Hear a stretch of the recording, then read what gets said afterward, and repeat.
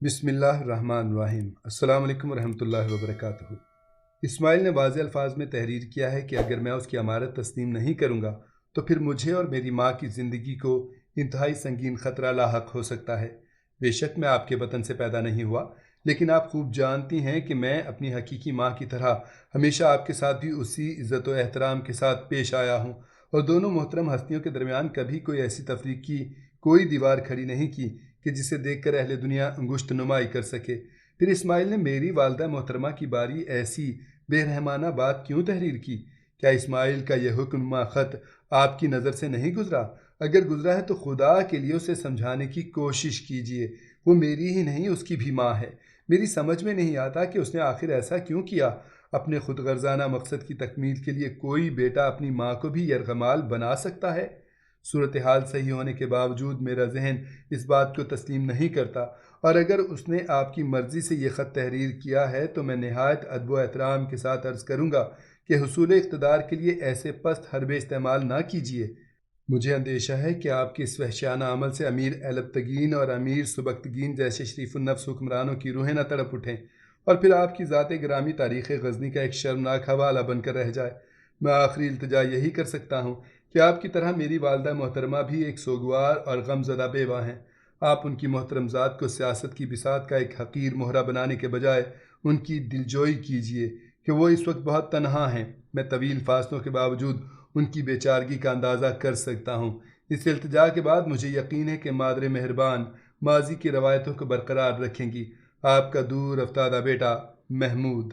محمود نے بڑی احتیاط، دانشمندی اور خلوص کے ساتھ یہ دونوں خطوط تحریر کیے تھے، مگر ملکہ غزنی اور اسماعیل نے ان خطوط میں پوشیدہ جذبوں کی صداقت کو اس قدر بھی محسوس نہیں کیا جتنا کہ کسی انسان کے جسم پر چلتی ہوئی ہوا، برستے ہوئے پانی اور چمکتے ہوئے سورج کو محسوس کر لیتا ہے۔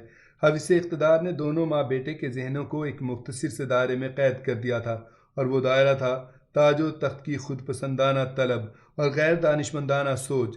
حکمرانی کے سوا ان کے دماغوں میں کوئی دوسرا خیال ہی نہیں ابھرتا تھا کہ قصر شاہی کی حدود سے آگے دیکھ سکتے اور نہ پیچھے۔ مزید ستم یہ کہ ملکہ غزنی اور امیر اسماعیل اور مشیر بھی انتہائی زمانہ ساز اور کوتاہ نظر تھے۔ ان میں ایک شخص بھی ایسا نہیں تھا جس کا دماغ اقتدار کی حوث سے پاک ہوتا۔ نتیجتاً تمام مشیروں نے اپنے سروں پر دستار فضیلت قائم رکھنے کے لیے صاحبزادہ محمود کے خطوط کی غلط تعویل پیش کرتے ہوئے کہا، ملکہ عالیہ، ان خطوط کے ایک ایک حرف سے ظاہر ہوتا ہے کہ محمود امیر معظم اور آپ کے خاندانی حیثیت سے سہم گیا ہے اور خونی رشتوں کی آڑ میں منافقانہ سیاست سے کام لے رہا ہے۔ آپ محمود کے انکسار سے فریب میں نہ پڑ جانا، وہ بڑی عیاری کے ساتھ آپ سے کچھ مہلت طلب کر رہا ہے۔ اگر آپ نے اپنی روایتی اعلیٰ ظرفی اور نرم دلی سے کام لیا تو محمود کو سنبھل جانے کا موقع مل جائے گا، اور یہی صورتحال آپ کے لیے خطرناک ثابت ہو سکتی ہے۔ ہم صاف طور پر محسوس کر رہے ہیں کہ محمود کے اعضاء شکستہ ہو چکے ہیں۔ آپ اس کے اعصاب پر مزید دباؤ بڑھا دیجیے، یہاں تک کہ آپ کی بے پناہ طاقت کا شور سن کر اس کا دماغ شل ہو جائے اور اس کے سینے میں خوف و دہشت کے سوا کسی جذبے کا وجود باقی نہ رہے۔ جیسے ہی دوسرے مشیر خاموش ہوئے، غزنی کا نیا سپہ سالار امیر جلال بول اٹھا، ملکہ عالیہ، آپ کے اقتدار کی آندھی نے محمود کے ارادوں کے درخت کو زمیں بوس ہو جانے پر مجبور کر دیا ہے۔ امیر جلال روایتی خوشامدانہ لہجے میں بول رہا تھا، اب فہم و فراست اور تدبر و سیاست کا یہ تقاضا ہے کہ اس درخت کو جڑ سے اکھاڑ دیا جائے۔ اگر آپ نے اپنی بھرپور طاقت کے مظاہرے میں ذرا بھی تاخیر سے کام لیا تو امیر معظم کا بدترین دشمن سلطنت کے دوسرے مخالفین سے مل کر کوئی ساز باز بھی کر سکتا ہے۔ امیر جلال کا مشورہ سن کر ملکہ غزنی نے اپنے دوسرے مشیر کی طرف دیکھا۔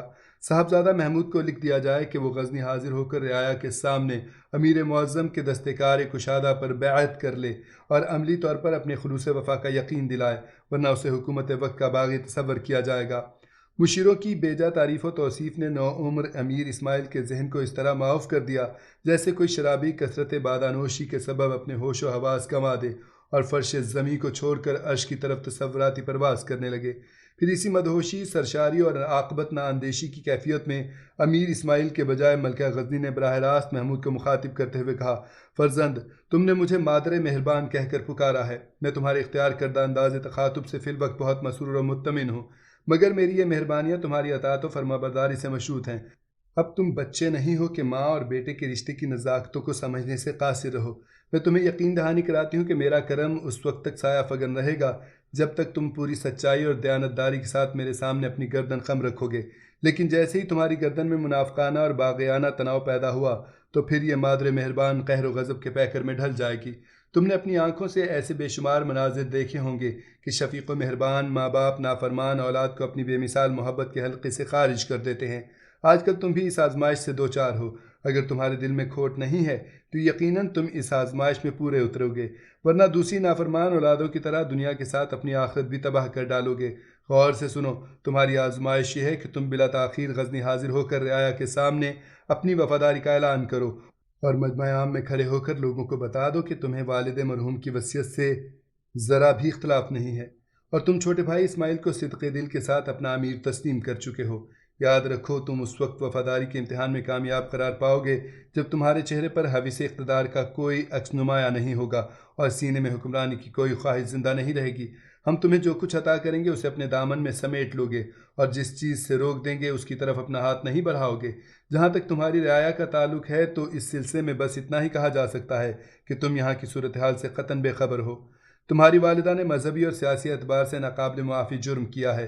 بے شک وہ عمر میں مجھ سے بری ہیں، اور اسی حقیقت کے پیش نظر میں نے ہمیشہ ان کا احترام کیا ہے، مگر اقتدار کے معاملے میں انہوں نے اصل حقائق سے منہ موڑ کر اپنی آنکھیں بند کر لی ہیں۔ فی الحال ان کی شخصیت کا جو رخ سامنے آیا ہے وہ انتہائی باغیانہ ہے۔ تمہاری والدہ نے نہ صرف امیر مرحوم کی وصیت کو حقارت کے ساتھ ٹھکرایا ہے، بلکہ وہ غزنی کے عوام کو بغاوت پر اکسانے کی ناکام کوشش بھی کر چکی ہیں۔ ایک طرف وہ اپنے شوہر کی گناہ گار ہیں اور دوسری طرف حکومت وقت کی بدترین مجرم۔ اگر تمہاری یہ سوتیلی ماں اپنی اعلیٰ ظرفی کے سبب خونی رشتوں کا احترام نہ کرتی تو اب تک شوہر کی نافرمانی اور غداری کے جرم میں ملوث اس عورت کی لاش تمہارے پاس پہنچ چکی ہوتی۔ میرا خیال تھا کہ تم امیر اسماعیل کا پہلا خط پاتے ہی دارالحکومت کی طرف متوجہ ہو جاتے، مگر یہ تاخیری حربے دیکھ کر گمان ہوتا ہے کہ تمہاری نیت میں کوئی نہ کوئی فتور موجود ہے۔ اس سے پہلے کہ میرا گمان یقین میں بدل جائے، تم ایک لمحہ ضائع کیے بغیر میرے روبرو حاضر ہو جاؤ۔ یہ تمہاری مادر مہربان کا حکم بھی ہے اور ملکہ غزنی کا فرمان بھی۔ اگر اب کی بار بھی تم نافرمانی کے مرتکب ہوئے تو میں تمہاری والدہ کی سلامتی کی کوئی ضمانت نہیں دے سکتی۔ یہاں پہنچ کر ملکہ غزنی کا خط اختتام پذیر ہو گیا تھا اور پھر آخر میں شاہی مہر لگا دی گئی تھی۔ اس کا یہ حکم نامہ جو کسی قہرنامے کے ہم رنگ تھا، محمود کے قاصد ابو الحسن حموی کے سپرد کر دیا گیا۔ اس دوران قاصد ابو الحسن نے غزنی کی ملکہ سے ملنے کی خواہش ظاہر کی، مگر اسے فوراً ہی اندازہ ہو گیا کہ اسے ایک خطرناک غلطی سرزد ہو گئی ہے۔ دارالحکومت میں ابو الحسن کی حیثیت ایک نظر بند قیدی کی سی تھی جو اپنی مرضی سے جنبش بھی نہیں کر سکتا تھا۔ مجبوراً وہ موجودہ ملکہ غزنی کا خط لے کر نیشاپور کی طرف روانہ ہو گیا۔ قاصد کے جاتے ہی سپہ سالار امیر جلال مرحوم فوجی کی بیوہ اور اس کے بیٹے احمد سالار اور نگار خانم کی طرف متوجہ ہوا۔ ان تینوں کو زنجیریں پہنا کر نظام شاہ کے سامنے لایا گیا اور پھر امیر جلال انتہائی غضبناک لہجے میں غزنی کے مرد قلندر سے مخاطب ہوا۔ بظاہر یہ تیری منہ بولی بہن ہے، ورنہ خدا ہی بہتر جانتا ہے کہ تو نے درپردہ اس سے کون سا رشتہ قائم کر رکھا ہے۔ امیر جلال نے مرحوم فوجی کی بیوہ کی طرف اشارہ کرتے ہوئے کہا۔ اب اس زندہ میں امیر جلال کے الفاظ کی گونج باقی تھی کہ مرحوم فوجی کی بیوہ ہذیانی انداز میں چیخ کر کہنے لگی، اللہ کی پناہ مانگ امیر جلال، اللہ کی پناہ مانگ۔ مجھے ڈر ہے کہ کہیں آسمان ٹوٹ کر تیرے سر پر آ پڑے یا زمین کا سینہ شق نہ ہو جائے۔ تو کیسے مرد بزرگ پر کیسا شرمناک بہتان تراش رہا ہے۔ یہ کہتے کہتے مرحوم فوجی کی بیوہ رونے لگی تھی۔ پھر نظام شاہ بڑی مشکل سے زندان سے فرش پر سیدھے ہو کر بیٹھے۔ تازیانوں کی ضربات، زخموں کی زیادت اور جریان خون نے انہیں اس قابل نہیں چھوڑا تھا کہ وہ کسی سہارے کے بغیر اپنے قدموں پر کھڑے ہو سکیں۔ تو نے سچ کہا ہے، امیر جلال، نظام شاہ کی نقاہت میں ڈوبی ہوئی آواز ابھری۔ اللہ ہی بہتر جانتا ہے کہ میرے اور اس عورت کے درمیان کیسا رشتہ ہے۔ امیر جلال بڑی بے حسی کے ساتھ مسکرایا، اور یہ وہ نوجوان ہے جسے تو اپنا بیٹا کہہ کر پکارتا ہے؟ امیر جلال نے احمد سالار کی طرف اشارہ کرتے ہوئے کہا، ہاں یہ میرا بیٹا ہے اور میں اسے حقیقی بیٹے سے بھی زیادہ پیار کرتا ہوں۔ امیر جلال کی بے حسی کا وہی عالم تھا اور وہ بدستور مسکرائے جا رہا تھا۔ اور یہ منافق اعظم اسد شرازی کی لڑکی نگار خانم ہے جسے تو اپنی بیٹی کہہ کر دنیا کو دھوکہ دیتا آیا ہے۔ امیر جلال نے نگار خانم کی طرف اشارہ کرتے ہوئے کہا، ہاں یہ میری بیٹی نگار خانم ہے۔ کمزوری کے سبب نظام شاہ کی زبان میں ہلکی سی لڑکھڑاہٹ پیدا ہو گئی تھی۔ ایک ایسی بیٹی جس پر یہ گناہگار باپ ناز کرتا ہے۔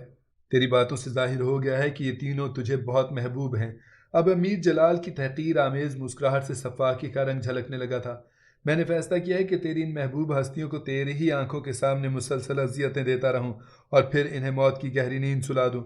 امیر جلال کا لہجہ بڑا وحشیانہ تھا۔ فانی اقتدار کے نمائندوں کو یہ راز نہیں معلوم، مگر میں خوب جانتا ہوں کہ تو کسی انسان کی حیات و موت پر قادر نہیں ہے۔ نظام شاہ نے بڑے کرب کے ساتھ اپنی بات مکمل کی۔ سلسلہ کلام جاری رکھنے کی کوشش میں ان کے زخمی ہونٹوں سے خون بہنے لگا تھا۔ میری قدرت کا اندازہ تو تجھے کچھ دیر بعد ہو جائے گا۔ امیر جلال نے نہایت متکبرانہ انداز میں قہقہہ زنی کی۔ میں اتمام حجت کے لیے ان تینوں کی موت سے پہلے ایک بار پھر تیرے سامنے اپنا مطالبہ دہرانا چاہتا ہوں۔ اگر تو نے غزنی کے مجمع عام میں امیر اسماعیل کی اطاعت کا اعلان نہیں کیا تو پھر یہ تیری بہن اور تیرا بیٹا تیری آنکھوں کے سامنے قتل کر دیے جائیں گے۔ امیر جلال کے چہرے پر اس کی فطرت کی درندگی لوٹ آئی تھی۔ اور پھر میں تیری اس محبوب ترین بیٹی کو اپنی کنیز بنا لوں گا۔ نظام شاہ نے بڑی عجیب سی نظروں سے اپنی منہ بولی بہن اور دونوں بچوں کی طرف دیکھا۔ مرد قلندر کی آنکھوں میں حسرت بھی تھی، روح کا کر بھی اور شان بے نیازی بھی۔ میرے عظیم بھائی، میں سوچ بھی نہیں سکتی تھی کہ انسان اتنی جلدی حیوانوں کی قبا پہن لیں گے۔ اور نگار خانم با ایک زبان بولی، اگر ظلم و انصافی کی ہوا کے تیز جھونکے ہمیں اڑا کر لے جائیں تو اس حادثے کا غم نہ کرنا کہ یہ ہوا تو اڑتی ہی رہتی ہے۔ یہ جبر و تشدد کا سفر ہمیں منتشر کرنا چاہتا ہے۔ ممکن ہے کہ کچھ دیر بعد ہم منتشر ہو جائیں، مگر آپ ہمیں انتشار سے بچانے کے لیے ناجائز اقتدار کے ہاتھوں پر بیعت نہ کر لینا کہ یہ عمل آپ کے شایع نشان نہیں ہوگا۔ حضرت نظام شاہ کے زخمی ہونٹوں کی مسکراہٹ کچھ اور گہری ہو گئی۔ مجھے اپنے بچوں سے یہی توقع تھی کہ وہ آزمائش کی سنگین ساعتوں میں ایک ضرورت مند باپ کو مایوس نہیں کریں گے۔ میں اسی دن کے لیے اللہ سے دعائیں کرتا تھا کہ اگر میرے قدم بہکنے لگے تو مجھ ناتما کو غیب سے سہارا دینا۔ حضرت نظام شاہ کے چہرے پر وہی جلال روحانی نمایاں تھا، مگر آواز کچھ تھکی تھکی سی تھی۔ میرے بچوں، میں کچھ دیر کے لیے بہت کمزور پڑ گیا تھا، مگر تمہارے حوصلے اور جرت نے میری توانائی بحال کر دی۔ میں تمہارا شکر گزار ہوں کہ تم نے ایک انتہائی نازک وقت میں میرا ساتھ دیا۔ اپنے قریبی رشتوں کو آفات و مصائب کا ہدف بنتے دیکھ کر میرے قدم لڑکھڑانے لگے تھے، مگر اللہ نے میری دستگیری کی اور مجھے تباہ ہونے سے بچا لیا۔ بے شک اموال اور اولادیں بڑا فتنہ ہے۔ سپہ سالار امیر جلال بہت دیر سے پیچ و تاب کھا رہا تھا۔ پھر تو نے کیا فیصلہ کیا؟ سالار غزنی کے لہجے سے وہی انتہائی گستاخی اور بے ادبی جھلک رہی تھی۔ دلوں کے فیصلے بہت پہلے ہو چکے تھے، بس ان کا اعلان باقی تھا، سو وہ بھی ہو چکا۔ نظام شاہ نے قدرے مطمئن لہجے میں کہا کہ جیسے وہ مقتل کی زمین پر نہیں اپنے گھر کے آرام دہ بستر پر دراز ہوں اور اہل خانہ سے گفتگو کر رہے ہوں۔ سالار غزنی اپنا کام کریں، میں اور میرے بچے اپنا کام کرتے رہیں گے۔ سالار غزنی امیر جلال ایک لمحے کے لیے بدحواس ہو گیا۔ اسے امید نہیں تھی کہ نظام شاہ اتنی آسانی کے ساتھ اپنا فیصلہ سنا دیں گے۔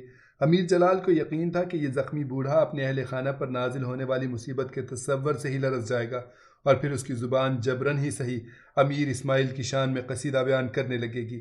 مگر جب مرحوم فوجی کی بیوہ اس کے بیٹے احمد سالار اور نگار خانم نے موت کو گلے لگانے کا اظہار کیا تو اقتدار اور طاقت کا نمائندہ وحشت زدہ نظر آنے لگا۔ موت کا چہرہ دیکھنا تو کجا، ابھی تو تم نے اس کے قدموں کی آہٹ بھی نہیں سنی۔